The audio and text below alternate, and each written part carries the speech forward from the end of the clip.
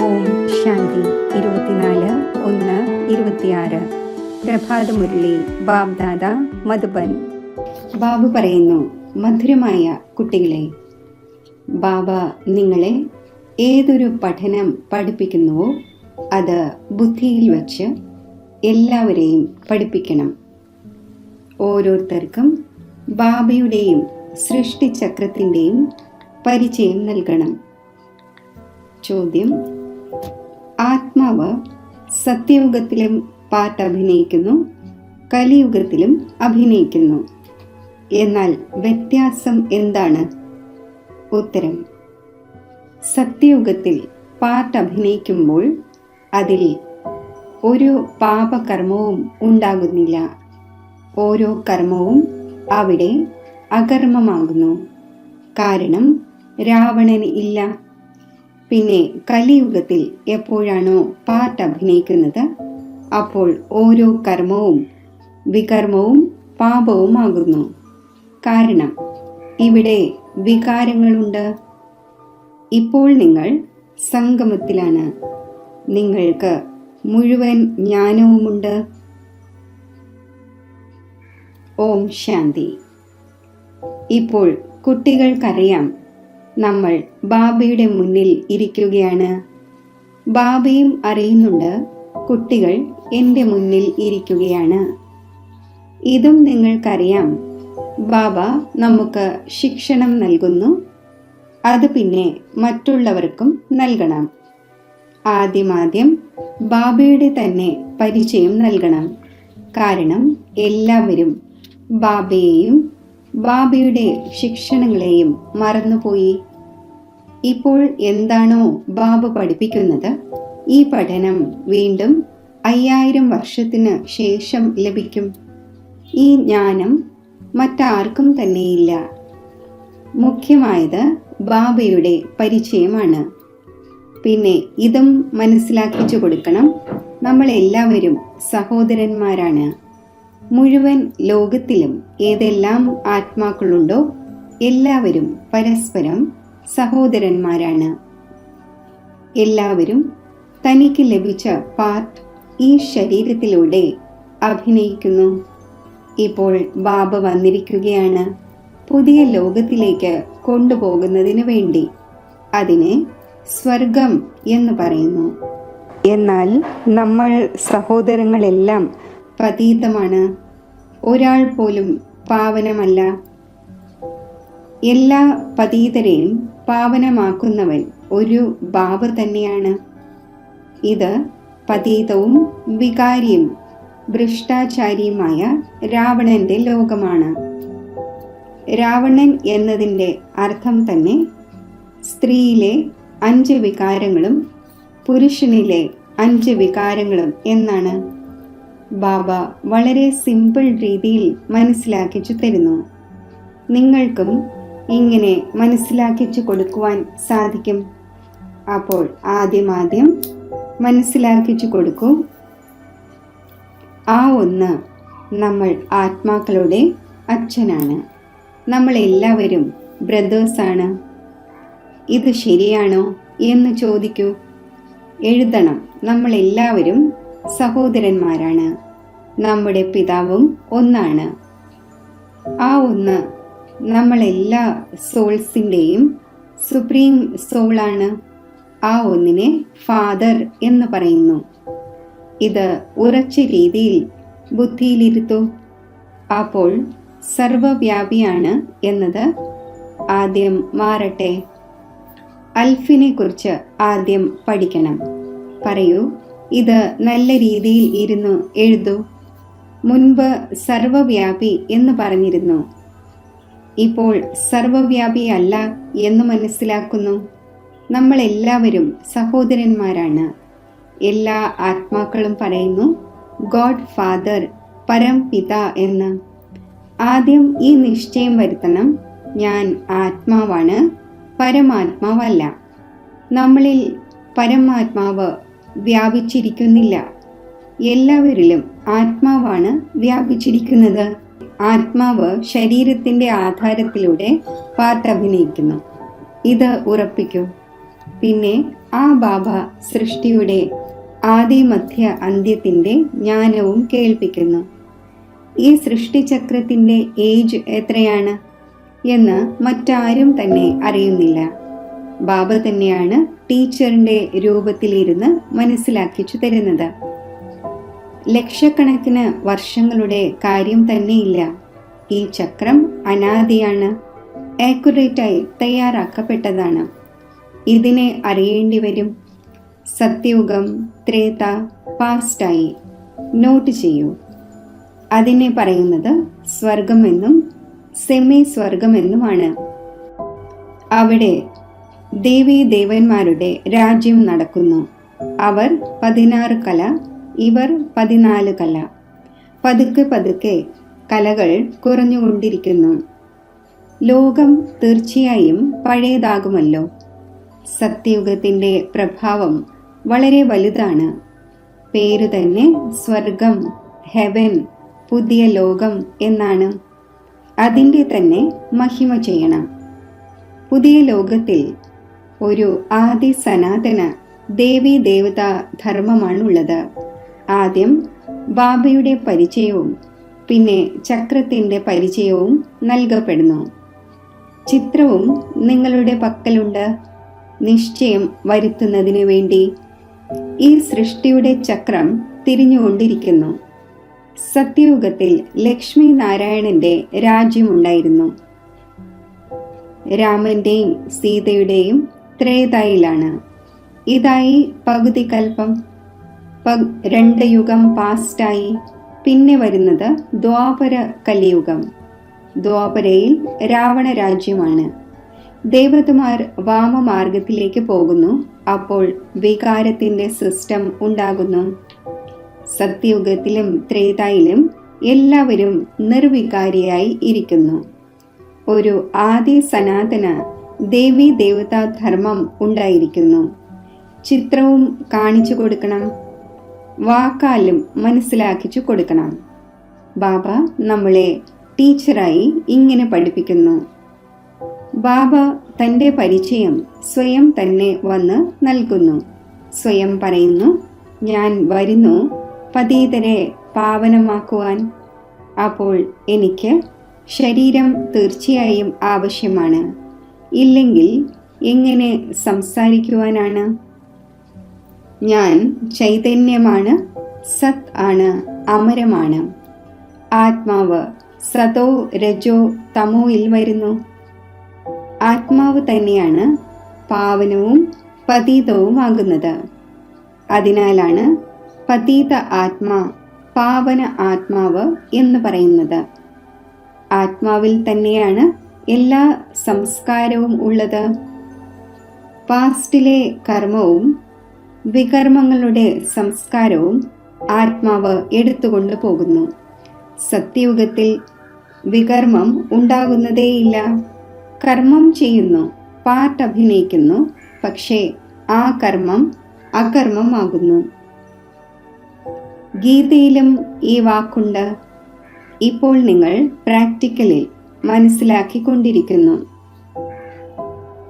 പഴയ ലോകത്തെ മാറ്റുവാൻ, പുതിയ ലോകം ഉണ്ടാക്കുവാനും ബാബ വന്നു കഴിഞ്ഞു എന്നറിയുന്നുണ്ട്. എവിടെ കർമ്മം അകർമ്മമാകുന്നുവോ അതിനെ തന്നെയാണ് സത്യയുഗം എന്ന് പറയുന്നത്. പിന്നെ എവിടെ എല്ലാ കർമ്മവും വികർമ്മമാകുന്നുവോ അതിനെ കലിയുഗം എന്ന് പറയുന്നു.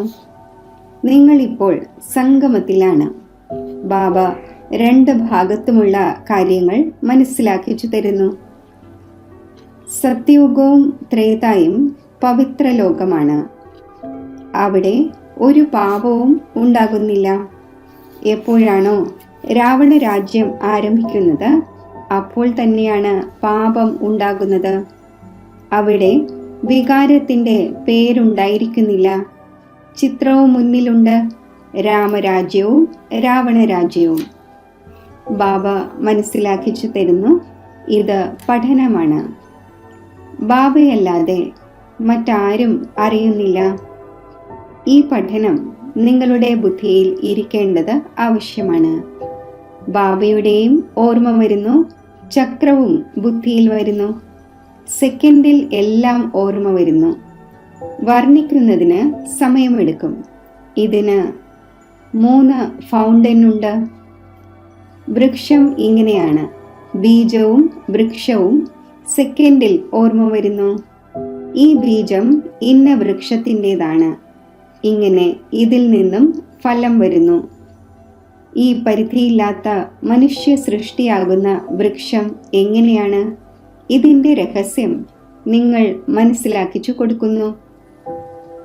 കുട്ടികൾക്ക് മുഴുവനും മനസ്സിലാക്കിച്ചു തന്നിട്ടുണ്ട്. പകുതി കൽപ്പം ഡിനൈസ്റ്റി എങ്ങനെ നടക്കുന്നു, പിന്നെ രാവണ രാജ്യമുണ്ടാകുന്നു. അപ്പോൾ ആരാണോ സത്യയുഗത്തിലും ത്രേതായുഗത്തിലും വസിക്കുന്നവർ, അവർ തന്നെ ദ്വാപരത്തിൽ വസിക്കുന്നവരാകുന്നു. വൃക്ഷം അഭിവൃദ്ധി പ്രാപിച്ചുകൊണ്ടിരിക്കുന്നു. പകുതി കൽപ്പത്തിനു ശേഷം രാവണ രാജ്യം ഉണ്ടാകുന്നു. വികാരിയായി മാറുന്നു. ബാബയിൽ നിന്നും ഏതൊരു സമ്പത്ത് ലഭിച്ചുവോ അത് പകുതി കൽപ്പം തുടർന്നു. നോളജ് കേൾപ്പിച്ച് സമ്പത്ത് നൽകി. ആ പ്രാപ്തി അനുഭവിച്ചു. അതായത് സത്യയുഗത്തിലും ത്രേതായിലും സുഖം നേടി. അതിനെ സുഖധാമമെന്നും സത്യയുഗമെന്നും പറയുന്നു. അവിടെ ദുഃഖം ഉണ്ടായിരിക്കുന്നതേയില്ല.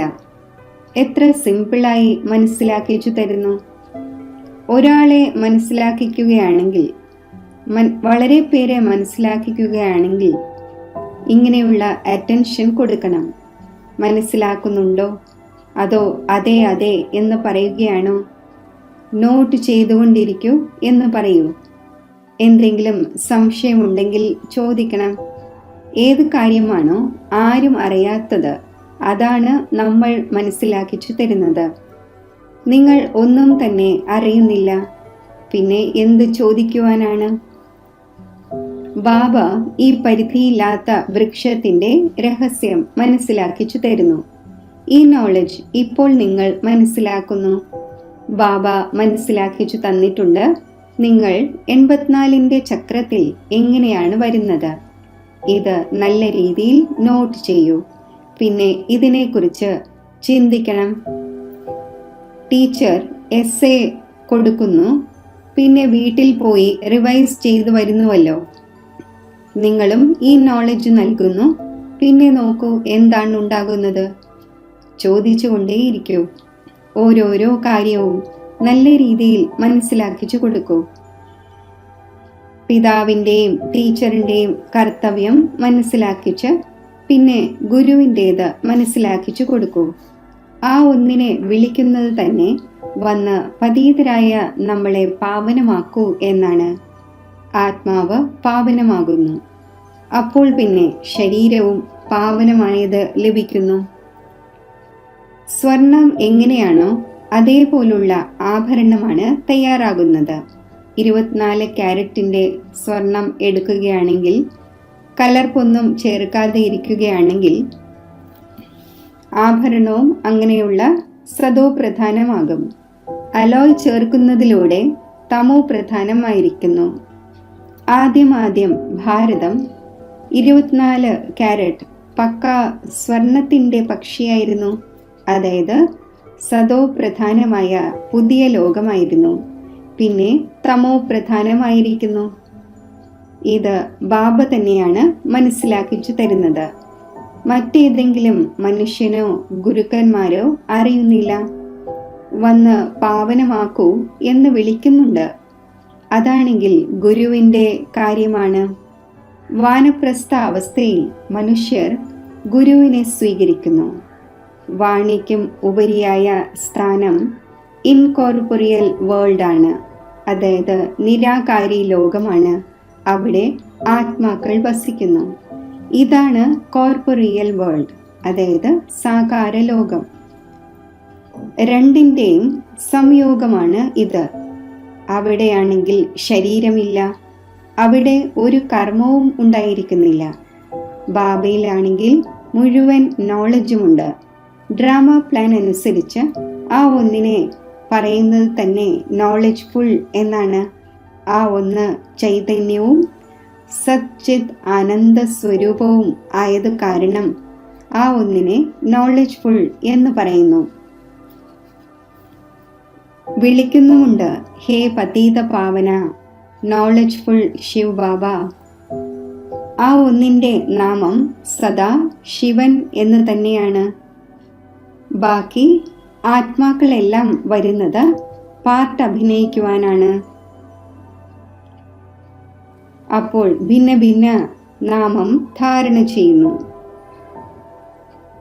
ബാബയെ വിളിക്കുന്നുണ്ട്, പക്ഷേ അവർക്ക് യാതൊരു അറിവും ഉണ്ടായിരിക്കുന്നില്ല. തീർച്ചയായും ഭാഗ്യശാലി രഥവും ഉണ്ടാകും. അതിൽ ബാബ പ്രവേശിച്ച് നിങ്ങളെ പാവന ലോകത്തിലേക്ക് കൊണ്ടുപോകും. ബാബ മനസ്സിലാക്കിച്ചു തരുന്നു, മധുരമധുരമായ കുട്ടികളെ, ആരാണോ വളരെയധികം ജന്മങ്ങളുടെ അന്തിമത്തിൽ ആയിരിക്കുന്നത്, പൂർണ്ണമായും 84 ജന്മങ്ങളും എടുക്കുന്നത്, ആ ഒന്നിൻ്റെ ശരീരത്തിൽ ഞാൻ വരുന്നു. ഭാഗ്യശാലി രഥത്തിൽ വരേണ്ടി വരുന്നു. ആദ്യ നമ്പറിലുള്ളത് ശ്രീകൃഷ്ണനാണ്. കൃഷ്ണൻ പുതിയ ലോകത്തിൻ്റെ അധികാരിയാണ്. പിന്നെ കൃഷ്ണൻ തന്നെ താഴെ ഇറങ്ങുന്നു.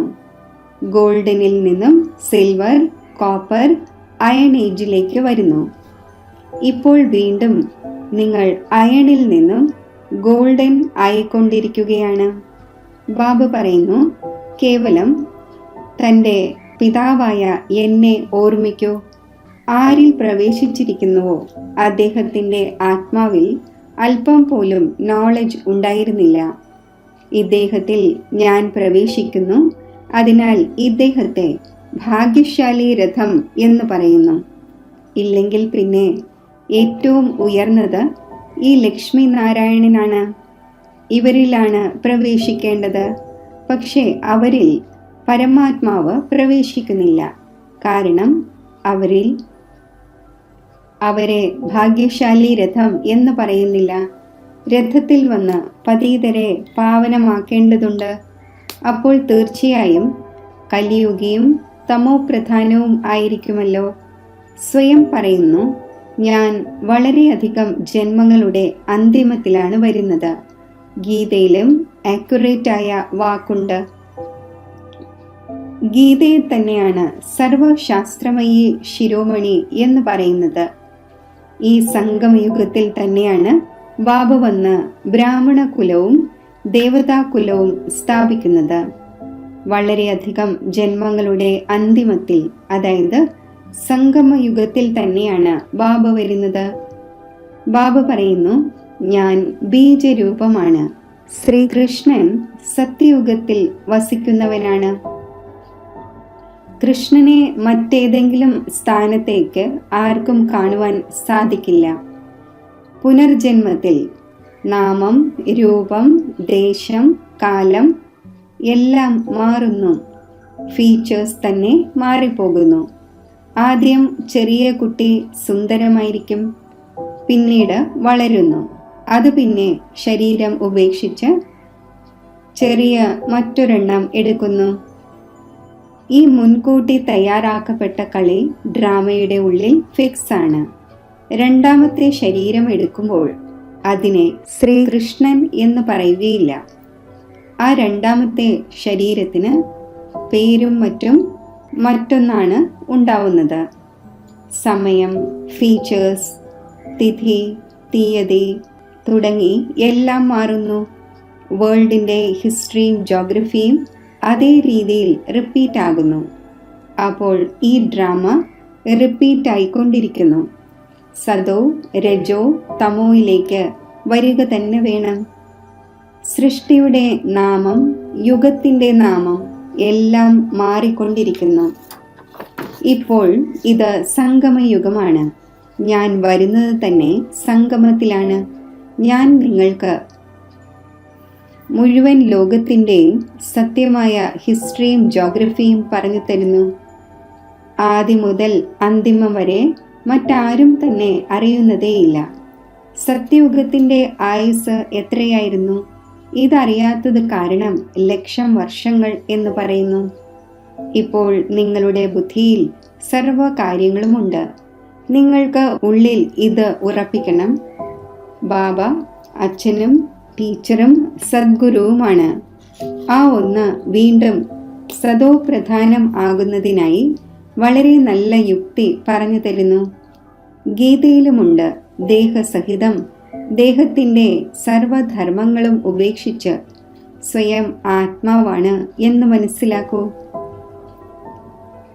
തിരികെ തൻ്റെ വീട്ടിലേക്ക് തീർച്ചയായും പോകേണ്ടതുണ്ട്. ഭക്തിമാർഗത്തിൽ ഭഗവാന്റെ അടുക്കിലേക്ക് പോകുന്നതിനായി എത്ര പ്രയത്നിക്കുന്നു. അത് മുക്തിധാമമാണ്, കർമ്മത്തിൽ നിന്നും മുക്തം. നമ്മൾ ഇൻകോർപ്പറിയൽ ലോകത്തിൽ പോയി ഇരിക്കുന്നു. പാർട്ട്ധാരി വീട്ടിലേക്ക് പോയി എങ്കിൽ പാർട്ടിൽ നിന്നും മുക്തമായി. നമ്മൾ മുക്തി പ്രാപിക്കട്ടെ എന്ന് എല്ലാവരും ആഗ്രഹിക്കുന്നു. മോക്ഷം ആർക്കും തന്നെ ലഭിക്കുക സാധ്യമല്ല. ഈ ഡ്രാമ അനാദിയും അവിനാശിയുമാണ്.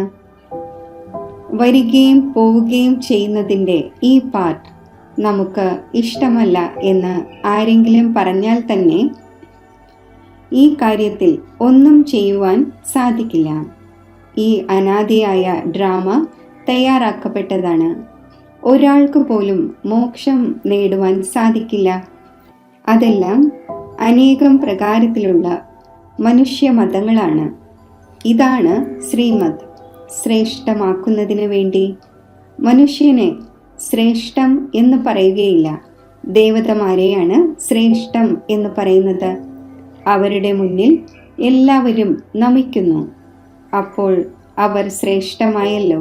ശ്രീകൃഷ്ണൻ ദേവതയാണ്, വൈകുണ്ഠത്തിലെ പ്രിൻസാണ്. കൃഷ്ണൻ ഇവിടെ എങ്ങനെ വരുവാനാണ്? കൃഷ്ണൻ ഗീത കേൾപ്പിച്ചിട്ടില്ല. ശിവന്റെ മുന്നിൽ പോയി പറയുന്നു, നമുക്ക് മുക്തി നൽകൂ എന്ന്. ആ ഒന്ന് ഒരിക്കലും ജീവൻ മുക്തിയിലോ ജീവൻ ബന്ധനത്തിലോ വരുന്നതേയില്ല. അതിനാലാണ് ആ ഒന്നിനോട് മുക്തി നൽകൂ എന്ന് വിളിക്കുന്നത്. ജീവൻ മുക്തിയും ആ ഒന്നാണ് നൽകുന്നത്. ശരി, മധുരമധുരമായ സിഖിലത്തെ കുട്ടികൾക്ക്, അതായത് വളരെ കാലം വേർപിരിഞ്ഞ ശേഷം തിരിച്ചു കിട്ടിയ കുട്ടികൾക്ക് മാതാവും പിതാവുമായ ബാബ്ദാദയുടെ സ്നേഹസ്മരണകൾ. Good morning. ആത്മീയ അച്ഛൻ്റെ ആത്മീയ കുട്ടികൾക്ക് നമസ്തേ. ധാരണയ്ക്കുള്ള മുഖ്യസാരം: നമ്മളെല്ലാവരും ആത്മരൂപത്തിൽ സഹോദരന്മാരാണ്. ഈ പാഠം ദൃഢമാക്കുകയും ദൃഢം ആക്കിക്കുകയും വേണം. തൻ്റെ സംസ്കാരങ്ങളെ ഓർമ്മയിലൂടെ സമ്പൂർണ്ണ പാവനമാക്കി മാറ്റണം. 24 കാരറ്റായ സത്യമായ സ്വർണം അഥവാ സദോ പ്രധാനം ആകുന്നതിനു വേണ്ടി കർമ്മ അകർമ്മ വികർമ്മങ്ങളുടെ ഗുഹ്യഗതിയെ ബുദ്ധിയിൽ വെച്ച് ഇപ്പോൾ യാതൊരു വികർമ്മവും ചെയ്യാതിരിക്കണം. വരദാനം: ഭയപ്പെടുന്നതിൻ്റെ ഡാൻസ് ഉപേക്ഷിച്ച് സദാ സന്തോഷത്തിൻ്റെ ഡാൻസ് ചെയ്യുന്ന മാസ്റ്റർ നോളജ്ഫുള്ളായി ഭവിക്കട്ടെ. ഏത് കുട്ടികൾ മാസ്റ്റർ നോളജ്ഫുള്ളാണോ അവർക്ക് ഒരിക്കലും ഭയപ്പെടുന്നതിൻ്റെ ഡാൻസ് ചെയ്യുവാൻ സാധിക്കില്ല. സെക്കൻഡിൽ ഏണിപ്പടിക്ക് താഴെയും സെക്കൻഡിൽ മുകളിലും ആകുന്നതിൻ്റെ ഈ സംസ്കാരം ഇപ്പോൾ ചേഞ്ച് ചെയ്യൂ. അപ്പോൾ വളരെ ഫാസ്റ്റായി പോകും. കേവലം ലഭിച്ചിട്ടുള്ള അതോറിറ്റിയെയും നോളജിനെയും പരിവാരത്തിൻ്റെ സഹയോഗത്തെയും യൂസ് ചെയ്യൂ. ബാബയുടെ കയ്യിൽ കൈ പിടിച്ച് നടന്നുകൊണ്ടിരിക്കൂ. അപ്പോൾ സന്തോഷത്തിൻ്റെ ഡാൻസ് ചെയ്തുകൊണ്ടിരിക്കും. ഭയപ്പെടുന്നതിൻ്റെ ഡാൻസ് ഉണ്ടാവുകയില്ല. എന്നാൽ എപ്പോഴാണോ മായയുടെ കൈ പിടിക്കുന്നത് അപ്പോൾ ആ ഡാൻസ് നടക്കുന്നു. സ്ലോഗൻ: ആരുടെ സങ്കല്പവും കർമ്മവും മഹാനാണോ അവർ തന്നെയാണ് മാസ്റ്റർ സർവശക്തിവാൻ. അവ്യക്ത സൂചന: ഈ അവ്യക്ത മാസത്തിൽ ബന്ധനമുക്തമായിരുന്ന ജീവൻ മുക്തസ്ഥിതി അനുഭവിക്കൂ. മാസ്റ്റർ ത്രികാലദർശിയായി ഓരോ കർമ്മവും ഓരോ സങ്കല്പവും നടത്തൂ അഥവാ വാക്കുകൾ പറയൂ. അപ്പോൾ ഒരു കർമ്മവും വ്യർത്ഥമോ അനർത്ഥമോ ആവുകയില്ല. ത്രികാലദർശി എന്നാൽ സാക്ഷി സ്ഥിതിയിൽ സ്ഥിതി ചെയ്തുകൊണ്ട് ഓരോ കർമ്മേന്ദ്രിയങ്ങളിലൂടെയും കർമ്മം ചെയ്യുകയാണെങ്കിൽ കർമ്മങ്ങൾക്ക് വശപ്പെടുകയില്ല. സദാ കർമ്മത്തിൽ നിന്നും കർമ്മത്തിൻ്റെ ബന്ധനത്തിൽ നിന്നും മുക്തമായി തൻ്റെ ഉയർന്ന സ്റ്റേജ് പ്രാപ്തമാക്കും. ഓം ശാന്തി.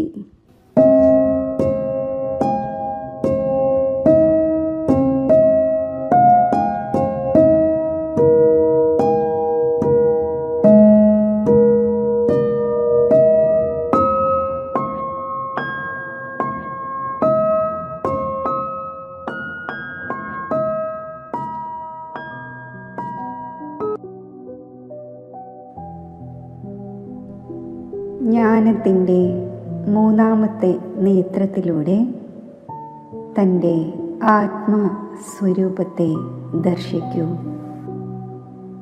മസ്തക സിംഹാസനത്തിൽ നക്ഷത്രം പോലെ തിളങ്ങുന്ന ആത്മജ്യോതിയെ സ്പഷ്ടമായി കാണൂ. ഞാൻ മസ്തക സിംഹാസനത്തിൽ സ്ഥിതി ചെയ്യുന്ന സ്വരാജ്യ അധികാരിയാണ്. മനോബുദ്ധികളുടെ അധികാരിയാണ്. കർമ്മേന്ദ്രിയങ്ങളുടെ അധികാരിയാണ്. സർവശക്തികളുടെയും അധികാരിയാണ്. സ്വയം ശക്തിശാലി ആത്മാവായി വിഭാവന ചെയ്യൂ. എന്നിൽ നിന്നും 4 ഭാഗത്തും ശക്തിശാലി കിരണങ്ങൾ വ്യാപിക്കുകയാണ്. ഈ ശക്തിശാലി കിരണങ്ങൾ ശക്തിയുടെ ഒരു പ്രഭാമണ്ഡലം എനിക്ക് ചുറ്റും നിർമ്മിക്കുന്നു. ആ പ്രഭാമണ്ഡലത്തിനുള്ളിൽ ഞാൻ സ്ഥിതി ചെയ്യുന്നു. തൻ്റെ മനസ്സും ബുദ്ധിയും കൊണ്ട് സ്വയം തന്നെ ദേഹത്തിൽ നിന്നും ഉപരിയാക്കി സൂര്യ ചന്ദ്ര നക്ഷത്രങ്ങൾക്കും ഉപരിയാക്കി പരമധാമത്തിൽ സ്ഥിതി ചെയ്യിക്കൂ.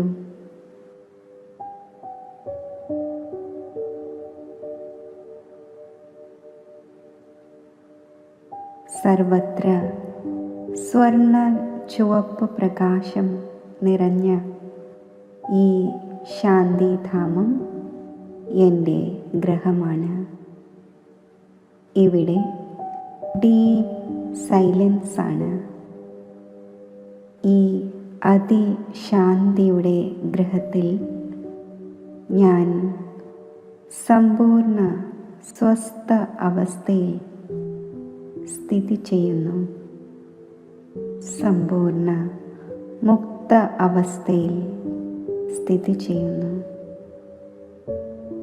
ഈ പരമധാമത്തിൽ ബുദ്ധിയാകുന്ന നേത്രം കൊണ്ട് സർവശക്തിവാനായ സൃഷ്ടിയുടെ ബീജരൂപനായ ശിവബാബയുടെ സ്വരൂപത്തെ സ്പഷ്ടമായി കാണൂ.